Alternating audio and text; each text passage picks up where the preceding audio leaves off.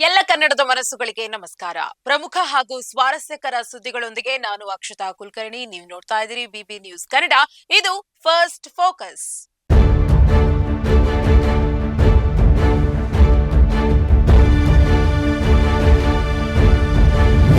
ಮೊದಲಿಗೆ first focus ಸುದ್ದಿಯ ಮುಖ್ಯಾಂಶಗಳು. ಹಿಜಾಬ್ಗೆ ಕೈ ಹಾಕಿದ ಮುಖ್ಯಮಂತ್ರಿ, ನೊಂದ ವೈದ್ಯೆ ಕೆಲಸಕ್ಕೆ ಗುಡ್ ಬೈ. ಮೋದಿ ದಾರಿಗೆ ನಾಯ್ಡು ಅಡ್ಡಗಾಲು, ಬಿರುಕು ಬಿಡುತ್ತಾ ಮೈತ್ರಿ. ಬಂಧನದ ಭೀತಿಯಲ್ಲಿ ಸಚಿವ, ಶುರುವಾಯಿತು ರಾಜೀನಾಮೆ ಪರ್ವ. ನಟ ದರ್ಶನ್ ಪ್ರಕರಣ, ಕೋರ್ಟ್ನಲ್ಲಿ ರೇಣುಕಾಸ್ವಾಮಿ ತಾಯಿ ಹೇಳಿದ್ದೇನು? ಇನ್ಮುಂದೆ ರೈಲು ಪ್ರಯಾಣ ಹೊರೆ, ಲಗೇಜ್ಗೆ ಕೇಂದ್ರ ಸರ್ಕಾರದ ಹೊರೆ. ಆರ್ಸಿಬಿ ಸೇರಿದ ಅಯ್ಯರ್, ಕನ್ನಡ ಮಾತು ವೈರಲ್. ಇದೀಗ ಫಸ್ಟ್ ಫೋಕಸ್ ವಾರ್ತೆಗಳ ವಿವರ. ಮೋದಿ ದಾರಿಗೆ ನಾಯ್ಡು ಅಡ್ಡಗಾಲು, ಬಿರುಕು ಬಿಡುತ್ತಾ ಮೈತ್ರಿ. ಕೇಂದ್ರ ಸರ್ಕಾರ ಮಹಾತ್ಮ ಗಾಂಧಿ ರಾಷ್ಟ್ರೀಯ ಗ್ರಾಮೀಣ ಉದ್ಯೋಗ ಖಾತ್ರಿ ಯೋಜನೆಯನ್ನ ಮರುನಾಮಕರಣ ಮಾಡಿ ವಿಕಸಿತ್ ಭಾರತ್ ಜಿ ರಾಮ್ಜಿ ಮಸೂದೆ 2025ರ ಅಡಿಯಲ್ಲಿ ಪರಿಷ್ಕರಿಸಲು ಮುಂದಾಗಿರುವುದು ಈಗ ರಾಜಕೀಯ ವಲಯದಲ್ಲಿ ದೊಡ್ಡ ಮಟ್ಟದ ಚರ್ಚೆಗೆ ಕಾರಣವಾಗಿದೆ. ಈ ಬದಲಾವಣೆಯು ಕೇವಲ ಪ್ರತಿಪಕ್ಷಗಳ ಕೆಂಗಣ್ಣಿಗೆ ಗುರಿಯಾಗಿರುವುದಷ್ಟೇ ಅಲ್ಲದೆ ಕೇಂದ್ರದಲ್ಲಿ ಅಧಿಕಾರ ಹಂಚಿಕೊಂಡಿರುವ ಪ್ರಮುಖ ಮಿತ್ರ ಪಕ್ಷವಾದ ತೆಲುಗು ದೇಶಂ ಪಕ್ಷದ ವಿರೋಧವನ್ನು ಎದುರಿಸ್ತಾ ಇದೆ. ವರದಿಗಳ ಪ್ರಕಾರ ಆಂಧ್ರಪ್ರದೇಶದ ಮುಖ್ಯಮಂತ್ರಿ ಚಂದ್ರಬಾಬು ನಾಯ್ಡು ನೇತೃತ್ವದ ಟಿಡಿಪಿ ಮಸೂದೆಯಲ್ಲಿ ಪ್ರಸ್ತಾಪಿಸಲಾದ ಹೊಸ ಹಣಕಾಸು ಮಾದರಿಯ ಬಗ್ಗೆ ತೀವ್ರ ಆಕ್ಷೇಪ ವ್ಯಕ್ತಪಡಿಸಿದೆ. ಈಗಾಗಲೇ ಚುನಾವಣಾ ಭರವಸೆಗಳನ್ನ ಈಡೇರಿಸಲು ಆರ್ಥಿಕ ಒತ್ತಡದಲ್ಲಿರುವ ರಾಜ್ಯದಲ್ಲಿ ಈ ಯೋಜನೆಯ ಆರ್ಥಿಕ ಜವಾಬ್ದಾರಿಯನ್ನ ವರ್ಗಾಯಿಸುವುದು ಸರಿಯಲ್ಲ ಎಂಬುದು ಮಿತ್ರ ಪಕ್ಷದ ವಾದವಾಗಿದೆ. ಲೋಕಸಭೆಯಲ್ಲಿ 16 ಸಂಸದರನ್ನ ಹೊಂದಿರುವ ಟಿಡಿಪಿ ಎನ್ಡಿಎ ಮೈತ್ರಿಕೂಟದಲ್ಲಿ ಬಿಜೆಪಿಯ ನಂತರದ ಎರಡನೇ ದೊಡ್ಡ ಶಕ್ತಿಯಾಗಿರುವುದರಿಂದ ಈ ವಿರೋಧವು ಕೇಂದ್ರ ಸರ್ಕಾರಕ್ಕೆ ನುಂಗಲಾರದ ತುತ್ತಾಗಿ ಪರಿಣಮಿಸಿದೆ. ಇತ ಪ್ರತಿಪಕ್ಷಗಳು ಈ ನಡೆಯನ್ನ ಐತಿಹಾಸಿಕ ಮತ್ತು ಸೈದ್ಧಾಂತಿಕ ನೆಲೆಯಲ್ಲಿ ಟೀಕಿಸುತ್ತಿವೆ. ಲೋಕಸಭೆಯ ವಿರೋಧ ಪಕ್ಷದ ನಾಯಕ ರಾಹುಲ್ ಗಾಂಧಿ ಅವರು ಯೋಜನೆಯ ಹೆಸರಿನಿಂದ ಮಹಾತ್ಮ ಗಾಂಧಿಯವರ ಹೆಸರನ್ನ ಕೈಬಿಟ್ಟಿರುವುದು ಗಾಂಧೀಜಿಯವರ ಆದರ್ಶಗಳಿಗೆ ಮಾಡಿದ ಅವಮಾನ ಎಂದು ಕಿಡಿಕಾರಿದ್ದಾರೆ. ಒಟ್ಟಾರೆಯಾಗಿ 2 ದಶಕಗಳಿಂದ ಗ್ರಾಮೀಣ ಭಾಗದ ಜನರಿಗೆ ಕೌಶಲ್ಯರಹಿತ ಕೆಲಸದ ಭರವಸೆ ನೀಡ್ತಾ ಇದ್ದ ನರೇಗಾ ಯೋಜನೆಯ ಬದಲಾವಣೆಯು ಆರ್ಥಿಕ ಮತ್ತು ರಾಜಕೀಯ ಸಂಘರ್ಷಕ್ಕೆ ನಾಂದಿ ಹಾಡಿದೆ. ರಾಜ್ಯಗಳ ಖಜಾನೆ ಖಾಲಿ ಆಗ್ತಾ ಇರುವ ಈ ಸಂದರ್ಭದಲ್ಲಿ ಕೇಂದ್ರದ ಈ ಹೊಸ ಮಸೂದೆಯು ಒಕ್ಕೂಟ ವ್ಯವಸ್ಥೆಯ ಮೇಲೆ ಬೀರುವ ಪರಿಣಾಮಗಳ ಬಗ್ಗೆ ತಜ್ಞರು ಕೂಡ ಎಚ್ಚರಿಸ್ತಾ ಇದ್ದಾರೆ. ಈ ಬಿಕ್ಕಟ್ಟನ್ನ ಕೇಂದ್ರ ಸರ್ಕಾರವು ತನ್ನ ಮಿತ್ರ ಪಕ್ಷಗಳನ್ನ ವಿಶ್ವಾಸಕ್ಕೆ ತೆಗೆದುಕೊಂಡು ಹೇಗೆ ನಿಭಾಯಿಸುತ್ತದೆ ಎಂಬುದು ಈಗ ಕುತೂಹಲದ ವಿಷಯವಾಗಿದೆ. ಚಂದ್ರಬಾಬು ನಾಯ್ಡು ಮುಂದಿನ ನಡೆಯ ಬಗ್ಗೆ ಈಗ ಭಾರೀ ಕುತೂಹಲ ಉಂಟು ಮಾಡಿದೆ. ಇವರ ಜೊತೆಗೆ ಬಿಹಾರದ ನಿತೀಶ್ ಕುಮಾರ್ ಕೂಡ ಸೇರಿದ್ರೆ ಮೋದಿ ಸರ್ಕಾರಕ್ಕೆ ಆಪತ್ತು ತಪ್ಪಿದ್ದಲ್ಲ. ಮುಂದೇನಾಗುತ್ತದೆ ಅನ್ನೋದನ್ನ ಕಾದು ನೋಡಬೇಕಾಗಿದೆ.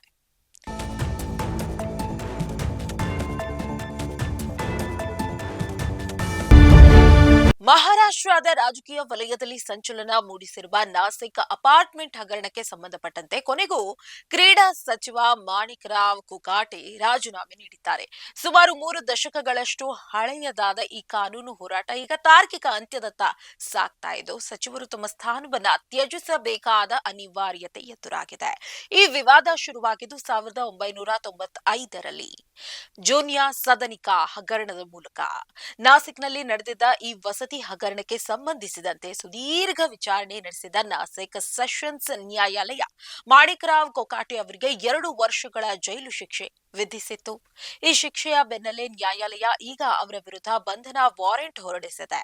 30 ವರ್ಷಗಳ ಹಿಂದಿನ ಈ ಪ್ರಕರಣ ಈಗ ಸಚಿವರ ರಾಜಕೀಯ ಜೀವನಕ್ಕೆ ದೊಡ್ಡ ಕಂಟಕವಾಗಿ ಪರಿಣಮಿಸಿದೆ. ಬಂಧನದ ಭೀತಿ ಎದುರಾದ ಬೆನ್ನಲ್ಲೇ ಮಾಣಿಕ್ ರಾವ್ ಕೊಕಾಟೆ ಅವರು ನೈತಿಕ ಹೊಣೆ ಹೊತ್ತು ತಮ್ಮ ರಾಜೀನಾಮೆ ಪತ್ರವನ್ನ ಉಪಮುಖ್ಯಮಂತ್ರಿ ಅಜಿತ್ ಪವಾರ್ ಅವರಿಗೆ ಸಲ್ಲಿಸಿದ್ದಾರೆ. ಸದ್ಯಕ್ಕೆ ಮಂತ್ರಿ ಸ್ಥಾನಕ್ಕೆ ರಾಜೀನಾಮೆ ನೀಡಿರುವ ಮಾಣಿಕ್ ರಾವ್ ಸೆಷನ್ಸ್ ನ್ಯಾಯಾಲಯದ ಆದೇಶವನ್ನು ಪ್ರಶ್ನಿಸಿ ಹೈಕೋರ್ಟ್ ಮೆಟ್ಟಿಲೇರಿದ್ದಾರೆ. ಹೈಕೋರ್ಟ್ ಈ ಮೇಲ್ಮನವಿಯ ವಿಚಾರಣೆ ನಡೆಸಿ ಶುಕ್ರವಾರ ತನ್ನ ಅಂತಿಮ ತೀರ್ಪನ್ನ ನೀಡುವ ಸಾಧ್ಯತೆ ಇದೆ. ಹೈಕೋರ್ಟ್ ನೀಡಲಿರುವ ತೀರ್ಪು ಕೊಕಾಟೆ ಅವರ ರಾಜಕೀಯ ಭವಿಷ್ಯವನ್ನ ನಿರ್ಧರಿಸಲಿದೆ. ನ್ಯಾಯಾಲಯವು ಕೆಳಹಂತದ ನ್ಯಾಯಾಲಯದ ಆದೇಶಕ್ಕೆ ತಡೆ ನೀಡಿದ್ರೆ ಸಚಿವರ ಬಂಧನ ಖಚಿತವಾಗಲಿದೆ. ಈ ಬೆಳವಣಿಗೆಯು ಮಹಾರಾಷ್ಟ್ರದ ಮೈತ್ರಿ ಸರ್ಕಾರಕ್ಕೆ ಮುಜುಗರ ತಂದಿಟ್ಟಿದ್ದು, ಮುಂಬರುವ ದಿನಗಳಲ್ಲಿ ರಾಜ್ಯ ರಾಜಕಾರಣದಲ್ಲಿ ಇದು ಎಂತಹ ತಿರುವು ಪಡೆಯಲಿದೆ ಎಂಬುದು ಕುತೂಹಲಕಾರಿಯಾಗಿದೆ.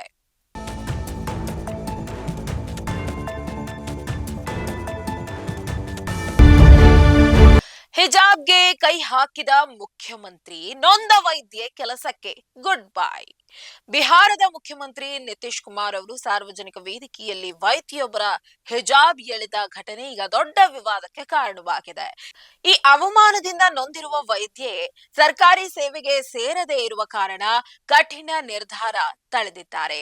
ಪಾಟ್ನಾದಲ್ಲಿ ನಡೆದ ಆಯುಷ್ ವೈದ್ಯರ ನೇಮಕಾತಿ ಪತ್ರ ವಿತರಣಾ ಸಮಾರಂಭದಲ್ಲಿ ಈ ಆಘಾತಕಾರಿ ಘಟನೆ ಸಂಭವಿಸಿದೆ. ನೇಮಕಾತಿ ಪತ್ರ ಪಡೆಯಲು ವೇದಿಕೆಯನ್ನೇರಿದ ನುಸ್ರತ್ ಪರ್ವಿನ್ ಅವರ ಹಿಜಾಬ್ ಅನ್ನ ನಿತೀಶ್ ಕುಮಾರ್ ಅವರು ಎಲ್ಲರೆದುರೆ ಎಳೆದಿದ್ದಾರೆ. ಈ ಘಟನೆಯ ವಿಡಿಯೋ ಇದೀಗ ಸಾಮಾಜಿಕ ಜಾಲತಾಣಗಳಲ್ಲಿ ವೈರಲ್ ಆಗಿದ್ದು, ಮುಖ್ಯಮಂತ್ರಿಗಳ ನಡೆಗೆ ಸಾರ್ವಜನಿಕವಾಗಿ ತೀವ್ರ ಆಕ್ರೋಶ ವ್ಯಕ್ತವಾಗಿದೆ. ಘಟನೆಯಿಂದ ತೀವ್ರ ಮುಜುಗರ ಮತ್ತು ನೋವು ಅನುಭವಿಸಿರುವ ನುಸ್ರತ್ ತಮಗೆ ಸಿಕ್ಕಿರುವ ಸರ್ಕಾರಿ ಕೆಲಸವನ್ನ ಬೇಡವೆಂದು ದೂರ ಸರಿದಿದ್ದಾರೆ. ಆದ್ರೆ ಅವರ ಕುಟುಂಬ ಸದಸ್ಯರು ಮಾತ್ರ ಆಕೆಯನ್ನ ಸಮಾಧಾನ ಪಡಿಸಲು ಪ್ರಯತ್ನಿಸ್ತಾ ಇದ್ದು, ಬೇರೆಯವರು ಮಾಡಿದ ತಪ್ಪಿಗೆ ನೀನು ಶಿಕ್ಷೆ ಅನುಭವಿಸುವುದು ಬೇಡ ಎಂದು ಮನವೊಲಿಸ್ತಾ ಇದ್ದಾರೆ. ಇತ್ತ ವಿರೋಧ ಪಕ್ಷವಾದ ಆರ್ಜೆಡಿ ಈ ವಿಡಿಯೋವನ್ನ ಹಂಚಿಕೊಂಡು ಬಿಹಾರ ಸರ್ಕಾರದ ವಿರುದ್ಧ ವಾಗ್ದಾಳಿ ನಡೆಸಿದೆ. ಮಹಿಳಾ ವೈದ್ಯೆಯ ಗೌರವಕ್ಕೆ ಧಕ್ಕೆ ತಂದಿರುವ ಮುಖ್ಯಮಂತ್ರಿಗಳ ವರ್ತನೆಯನ್ನ ಹಲವು ಮಹಿಳಾ ಸಂಘಟನೆಗಳು ಖಂಡಿಸಿವೆ. ಇಷ್ಟೆಲ್ಲಾ ಗದ್ದಲಗಳ ನಡುವೆಯೂ ನಿತೀಶ್ ಕುಮಾರ್ ಅವರಾಗಲಿ ಅಥವಾ ಬಿಹಾರ ಸರ್ಕಾರವಾಗಲಿ ಈ ಬಗ್ಗೆ ಈವರೆಗೆ ಯಾವುದೇ ಅಧಿಕೃತ ಸ್ಪಷ್ಟನೆ ನೀಡಿಲ್ಲ. ಗೌರವಯುತ ಸೇವೆಗೆ ಕಾಲಿಡಬೇಕಿದ್ದ ಯುವ ವೈದ್ಯೆಯೊಬ್ಬರು ಮುಖ್ಯಮಂತ್ರಿಗಳ ಸಾರ್ವಜನಿಕ ವರ್ತನೆಯಿಂದಾಗಿ ಕೆಲಸವನ್ನೇ ತ್ಯಜಿಸಲು ಮುಂದಾಗಿರುವುದು ಈಗ ಚರ್ಚೆಯ ವಸ್ತುವಾಗಿದೆ. ಡಿಸೆಂಬರ್ 20ರಂದು ಅವರು ಕೆಲಸಕ್ಕೆ ಹಾಜರಾಗಬೇಕಿತ್ತು. ಕುಟುಂಬದ ಒತ್ತಾಯಕ್ಕೆ ಮಣಿದು ಅವರು ಮನಸ್ಸು ಬದಲಾಯಿಸುತ್ತಾರೆಯೇ ಎಂಬುದನ್ನ ಕಾದು ನೋಡಬೇಕಾಗಿದೆ.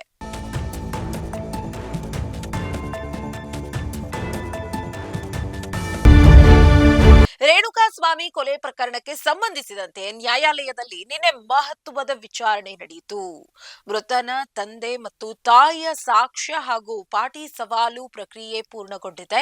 ಸುಮಾರು 1 ಗಂಟೆಗಳ ಕಾಲ ರೇಣುಕಾಸ್ವಾಮಿ ತಾಯಿ ರತ್ನಪ್ರಭಾ ಅವರು ವಿಟ್ನೆಸ್ ಬಾಕ್ಸ್ ನಲ್ಲಿ ನಿಂತು ತಮ್ಮ ಹೇಳಿಕೆಯನ್ನ ದಾಖಲಿಸಿದ್ರು.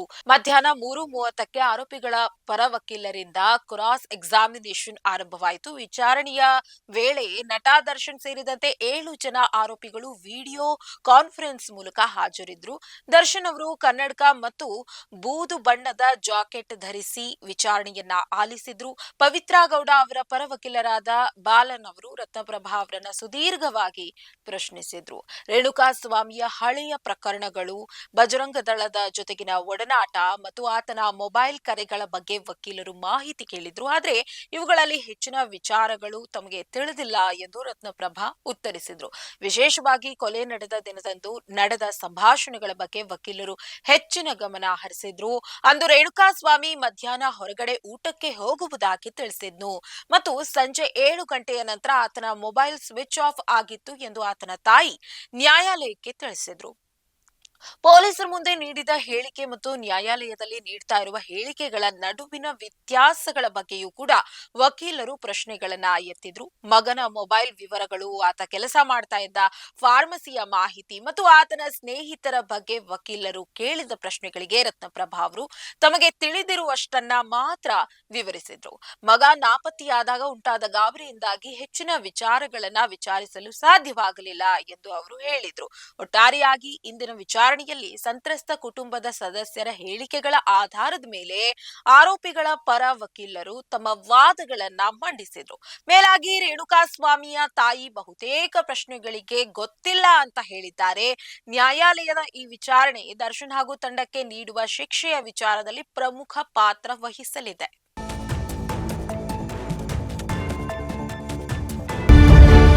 ಇನ್ನು ಮುಂದೆ ರೈಲು ಪ್ರಯಾಣ ಹೊರೆ, ಲಗೇಜ್ಗೆ ಕೇಂದ್ರ ಸರ್ಕಾರದ ಬರೆ. ನೀವು ರೈಲಿನಲ್ಲಿ ಪ್ರಯಾಣಿಸುವಾಗ ವಿಪರೀತ ಸಾಮಾನುಗಳನ್ನ ಹೊತ್ತೊಯ್ಯುವ ಅಭ್ಯಾಸ ಹೊಂದಿದ್ರೆ ಈ ಸುದ್ದಿ ನಿಮಗಾಗಿ. ರೈಲು ಪ್ರಯಾಣಿಕರ ಲಗೇಜ್ ಮಿತಿಗೆ ಸಂಬಂಧಿಸಿದಂತೆ ರೈಲ್ವೆ ಸಚಿವ ಅಶ್ವಿನಿ ವೈಷ್ಣವ್ ಲೋಕಸಭೆಯಲ್ಲಿ ಮಹತ್ವದ ಮಾಹಿತಿಯನ್ನ ಹಂಚಿಕೊಂಡಿದ್ದಾರೆ. ನಿಗದಿತ ಮಿತಿಗಿಂತ ಹೆಚ್ಚಿನ ಹೊರೆಯನ್ನ ಅಥವಾ ತೂಕದ ಲಗೇಜ್ ಸಾಗಿಸಿದ್ರೆ ಈಗ ಹೆಚ್ಚುವರಿ ಶುಲ್ಕ ಪಾವತಿಸುವುದು ಕಡ್ಡಾಯವಾಗಿದೆ. ರೈಲ್ವೆಯಲ್ಲಿ ಪ್ರತಿಯೊಂದು ದರ್ಜೆಯ ಪ್ರಯಾಣಿಕರಿಗೂ ಪ್ರತ್ಯೇಕ ತೂಕದ ಮಿತಿಯನ್ನ ನಿಗದಿಪಡಿಸಲಾಗಿದೆ. ಎರಡನೇ ದರ್ಜೆಯ ಪ್ರಯಾಣಿಕರು 35 ಕೆಜಿಯವರೆಗೆ ಮತ್ತು ಸ್ಲೀಪರ್ ದರ್ಜೆಯ ಪ್ರಯಾಣಿಕರು 40 ಕೆಜಿಯವರೆಗೆ ಉಚಿತವಾಗಿ ಲಗೇಜ್ ಸಾಗಿಸಬಹುದು. ಒಂದು ವೇಳೆ ಸಾಮಾನು ಹೆಚ್ಚಿದ್ರೆ ನಿಗದಿತ ಶುಲ್ಕ ಪಾವತಿಸಿ ಎರಡನೇ ದರ್ಜೆಯಲ್ಲಿ 70 ಕೆಜಿ ಹಾಗೂ ಸ್ಲೀಪರ್ನಲ್ಲಿ 80 ಕೆಜಿಯವರೆಗೆ ಸಾಗಿಸಲು ಅವಕಾಶವಿದೆ. ಆದ್ರೆ ಎಸಿ, 3 ಟೈರ್ ಮತ್ತು ಚೇರ್ ಕಾರ್ ಪ್ರಯಾಣಿಕರಿಗೆ ನಿಯಮಗಳು ಕೊಂಚ ಕಠಿಣವಾಗಿದ್ದು ಇಲ್ಲಿ ಗರಿಷ್ಠ 40 ಕೆಜಿಗಿಂತ ಹೆಚ್ಚು ತೂಕವನ್ನು ಸಾಗಿಸಲು ಅನುಮತಿ ಇಲ್ಲ. ವಿಮಾನ ಪ್ರಯಾಣದ ಮಾದರಿಯಂತೆ ಈ ಕಟ್ಟುನಿಟ್ಟಿನ ನಿಯಮಗಳನ್ನ ಜಾರಿಗೆ ತರುವುದಕ್ಕೆ ಸುರಕ್ಷತೆ ಮತ್ತು ಪ್ರಯಾಣಿಕರ ಸೌಕರ್ಯವೇ ಮುಖ್ಯ ಕಾರಣವಾಗಿದೆ. ಅತಿಯಾದ ಲಗೇಜ್ ಸಾಗಿಸುವುದರಿಂದ ರೈಲು ಬೋಗಿಗಳಲ್ಲಿ ಸಂಚಾರಕ್ಕೆ ಅಡಚಣೆಯಾಗುವುದಲ್ಲದೆ ತುರ್ತು ಸಂದರ್ಭಗಳಲ್ಲಿ ಪ್ರಯಾಣಿಕರ ಸುರಕ್ಷತೆಗೂ ಇದು ಅಪಾಯವನ್ನುಂಟು ಮಾಡಬಹುದು. ಜೊತೆಗೆ ಸ್ವಚ್ಛತೆಯನ್ನ ಕಾಪಾಡುವ ದೃಷ್ಟಿಯಿಂದಲೂ ಈ ಕ್ರಮ ಅನಿವಾರ್ಯವಾಗಿದೆ ಎಂದು ರೈಲ್ವೆ ಇಲಾಖೆ ಸ್ಪಷ್ಟಪಡಿಸಿದೆ. ಹೀಗಾಗಿ ಮುಂದಿನ ಬಾರಿ ನೀವು ರೈಲು ಪ್ರಯಾಣದ ಯೋಜನೆ ಹಾಕುವಾಗ ನಿಮ್ಮ ಸಾಮಾನುಗಳ ತೂಕದ ಬಗ್ಗೆ ನಿಗಾ ಇರಲಿ. ಹೆಚ್ಚುವರಿ ಲಗೇಜ್ ಇದ್ದಲ್ಲಿ ರೈಲ್ವೆ ನಿಗದಿಪಡಿಸಿದ ದರವನ್ನ ಪಾವತಿಸಿ ಅಥವಾ ಮೊದಲೇ ಲಗೇಜ್ ಬುಕ್ ಮಾಡುವ ಮೂಲಕ ನಿಮ್ಮ ಪ್ರಯಾಣವನ್ನ ಯಾವುದೇ ಕಿರಿಕಿರಿ ಇಲ್ಲದೆ ಸುಗಮವಾಗಿಸಿಕೊಳ್ಳಿ. ಒಟ್ಟಾರೆಯಾಗಿ ಇದರಿಂದ ಅನೇಕರಿಗೆ ರೈಲು ಪ್ರಯಾಣ ಭಾರವಾಗುವುದರಲ್ಲಿ ಅನುಮಾನವಿಲ್ಲ.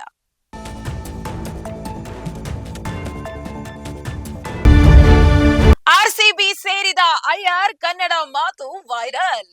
ಕಳೆದ ಐಪಿಎಲ್ ಮೆಗಾ ಹರಾಜಿನಲ್ಲಿ ವೆಂಕಟೇಶ್ ಅಯ್ಯರ್ ಅವರನ್ನ ಖರೀದಿಸಲು ಕೊನೆಯ ಕ್ಷಣದವರೆಗೆ ಹೋರಾಡಿ ಸೋತಿದ್ದ ರಾಯಲ್ ಚಾಲೆಂಜರ್ಸ್ ಬೆಂಗಳೂರು ಈ ಬಾರಿ ಮಾತ್ರ ಆ ತಪ್ಪನ್ನ ಮಾಡಲಿಲ್ಲ. ಬರೋಬ್ಬರಿ 7 ಕೋಟಿ ರೂಪಾಯಿಗಳನ್ನ ವ್ಯಯಿಸುವ ಮೂಲಕ ಈ ಸ್ಟಾರ್ ಆಲ್ರೌಂಡರ್ ಅನ್ನ ತನ್ನ ತೆಕ್ಕೆಗೆ ಸೆಳೆದುಕೊಳ್ಳುವಲ್ಲಿ ಆರ್ಸಿಬಿ ಯಶಸ್ವಿಯಾಗಿದೆ. ಹರಾಜಿನ ಆರಂಭದಿಂದಲೂ ವೆಂಕಟೇಶ್ ಅಯ್ಯರ್ ಪಡೆಯಲು ಕೋಲ್ಕತಾ ನೈಟ್ ರೈಡರ್ಸ್ ವಿರುದ್ಧ ಭಾರಿ ಪೈಪೋಟಿ ನಡೆಸಿದ ಆರ್ಸಿಬಿ ಮ್ಯಾನೇಜ್ಮೆಂಟ್ ಅಂತಿಮವಾಗಿ ಅವರನ್ನ ತಂಡಕ್ಕೆ ಸೇರಿಸಿಕೊಳ್ಳುವ ಮೂಲಕ ಮಧ್ಯಮ ಕ್ರಮಾಂಕವನ್ನ ಮತ್ತಷ್ಟು ಬಲಪಡಿಸಿದೆ. ಸ್ಫೋಟಕ ಬ್ಯಾಟಿಂಗ್ ಜೊತೆಗೆ ಉಪಯುಕ್ತ ಬೌಲಿಂಗ್ ಮಾಡಬಲ್ಲ ಅಯ್ಯರ್ ಆಗಮನವು ತಂಡದ ಸಮತೋಲನವನ್ನ ಹೆಚ್ಚಿಸಿದೆ. ತಂಡವನ್ನ ಸೇರಿದ ಖುಷಿಯಲ್ಲಿ ವೆಂಕಟೇಶ್ ಅಯ್ಯರ್ ವಿಡಿಯೋ ಸಂದೇಶದ ಮೂಲಕ ಅಭಿಮಾನಿಗಳಿಗೆ ಶುಭಾಶಯ ತಿಳಿಸಿದ್ದಾರೆ. ನಮಸ್ಕಾರ ಬೆಂಗಳೂರು, ನಾನು ಆರ್ಸಿಬಿ ತಂಡವನ್ನು ಸೇರಿಕೊಳ್ಳಲು ತುಂಬಾ ಉತ್ಸುಕನಾಗಿದ್ದೇನೆ. ಇಂತಹ ಅದ್ಭುತ ತಂಡದ ಭಾಗವಾಗಿರುವುದಕ್ಕೆ ಹೆಮ್ಮೆ ಇದೆ. ಈ ಅವಕಾಶ ನೀಡಿದ ಮ್ಯಾನೇಜ್ಮೆಂಟ್ಗೆ ಧನ್ಯವಾದಗಳು ಎಂದು ಅವರು ಸಂತಸ ಹಂಚಿಕೊಂಡಿದ್ದಾರೆ. ಕೆಂಪು ಸಮರಕ್ಕೆ ಅಯ್ಯರ್ ಎಂಟ್ರಿ ಕೊಟ್ಟಿರುವುದು ಅಭಿಮಾನಿಗಳಲ್ಲಿ ಹೊಸ ಭರವಸೆ ಮೂಡಿಸಿದೆ.